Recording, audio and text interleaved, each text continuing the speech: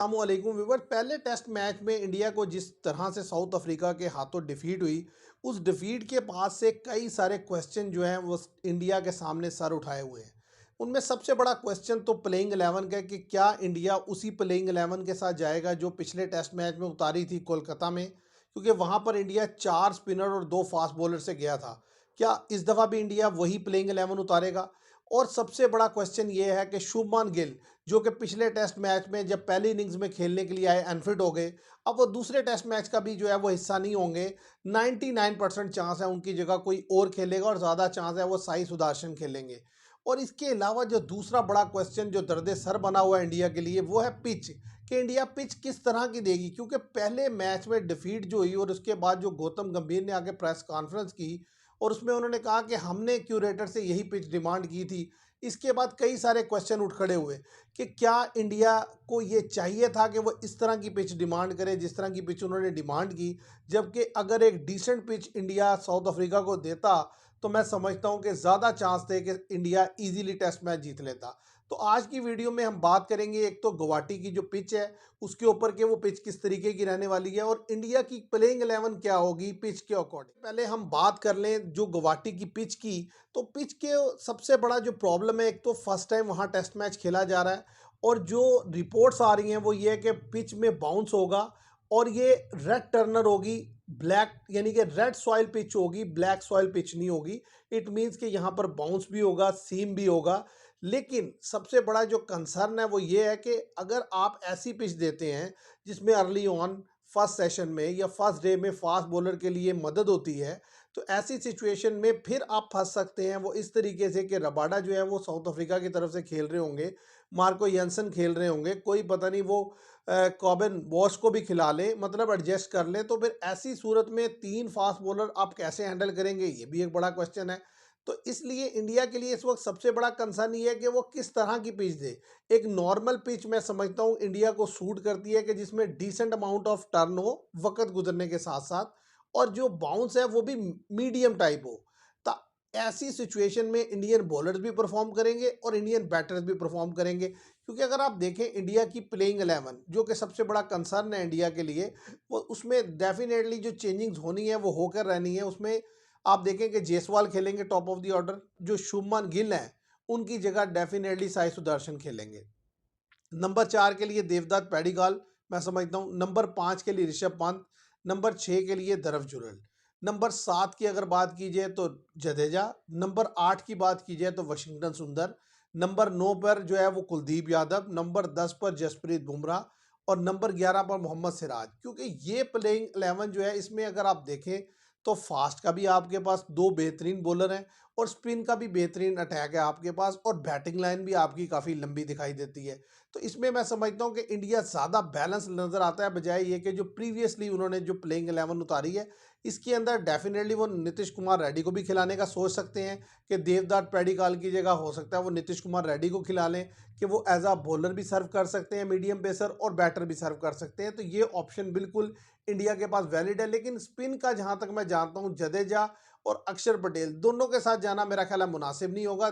जडेजा और अक्षर पटेल में से एक ही सिलेक्ट होना चाहिए और वो सीधी सी बात है कि जडेजा बनते हैं इसलिए कि जडेजा आप देखें टेस्ट में बेहतरीन परफॉर्मेंस देते हुए आ रहे हैं और उनके साथ वाशिंगटन सुंदर होने चाहिए, क्योंकि पिछले टेस्ट मैच में भी अगर क्रीज पर किसी ने टाइम स्पेंड किया है तो वो वाशिंगटन सुंदर है। और अगर बॉलिंग की बात की जाए उनकी, तो वो उनके साथ ज्यादती है कि उनको बॉलिंग उस तरीके से करवाई नहीं जाती, वरना डेफिनेटली वो बॉलिंग में एक नया फ्लेवर लेकर आते हैं, नई वैरायटी लेकर आते हैं। तो मुझे लगता है कि इंडिया ये कॉम्बिनेशन से जाएगी तो इंडिया को सूट करेगा कि अगर पिच में बाउंस भी होगा तो दोनों बॉलर एक्सप्लॉइट कर सकेंगे। नीतीश कुमार रेड्डी जो है अगर उनको खिलाते हैं तो वो तीसरे सीमर के तौर पर अवेलेबल हो जाएंगे।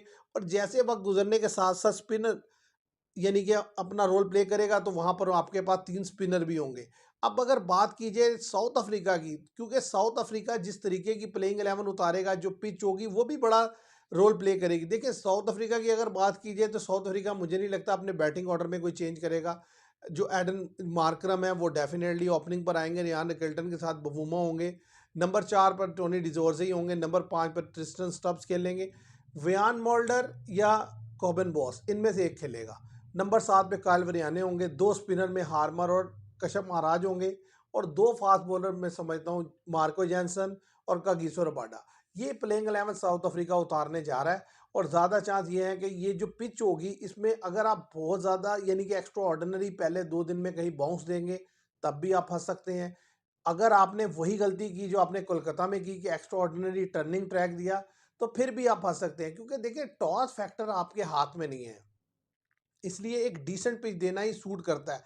अगर आप एक ऐसी कंडीशन में जिसमें आप पिच से फेवर लेना चाहते हैं, अगर आप अर्ली ऑन यानी कि उसके अंदर सीम है, बाउंस है और आप टॉस हार जाते हैं और उधर से south African fast bowler ball करते हैं, तो आपको याद होगा कि इंडिया 46 पर आउट हो गया था न्यूजीलैंड के अगेंस्ट इसी तरीके की एक बाउंसी पिच देकर, जो कि पहले दिन ज़्यादा जो है वो जिसने तंग किया था। इसी तरीके से अगर आप बहुत ज़्यादा एक्स्ट्रॉर्डिनरी स्पिन देखते हैं देते हैं तो उसका हाल भी आपने प्रीवियसली देख देख लिया है। तो मैं ये समझता हूँ कि एक नॉर्मल पिच देनी चाहिए कि जिसमें अच्छे बॉलर के लिए मदद भी हो और बैट्समैन भी बेहतर खेल सके और वक्त गुजरने के साथ साथ स्पिन अपना रोल प्ले करे, तो फिर ये है कि इंडिया के पास एक चांस रहेगा डेफिनेटली कि वो उसको डिफीट दे पाएगा, क्योंकि पहले टेस्ट मैच में कोई भी एक्सपेक्ट नहीं कर रहा था कि इंडिया को डिफीट होगी। वो डिफीट होने से इंडिया का जो मैं समझता हूँ कॉन्फिडेंस लेवल है वो नीचे चला गया है। अब देखना यह है कि क्या इंडिया कमबैक कर पाएगा। सलाहियत बिल्कुल मौजूद है, लेकिन जाहिर है शुभमान गिल जो है वो बड़े क्रूशल प्लेयर हैं, वो अनफिट होकर ज़ाहिर है सीरीज से बाहर हो चुके हैं। अब उसके बाद जो है ऋषभ पंत जो है वो कप्तानी संभालेंगे। अब वो कितनी अच्छी कैप्टनसी कर पाते हैं, कितना अच्छा लड़ा पाते हैं, ये भी देखना होगा, क्योंकि उनका कोई बहुत ज़्यादा एक्सपीरियंस तो इंटरनेशनल लेवल पर है नहीं। तो ये सारी चीज़ें हैं। इसके अलावा फोरकास्ट की अगर बात की जाए तो बेहतरीन फोरकास्ट है क्रिकेट के लिए।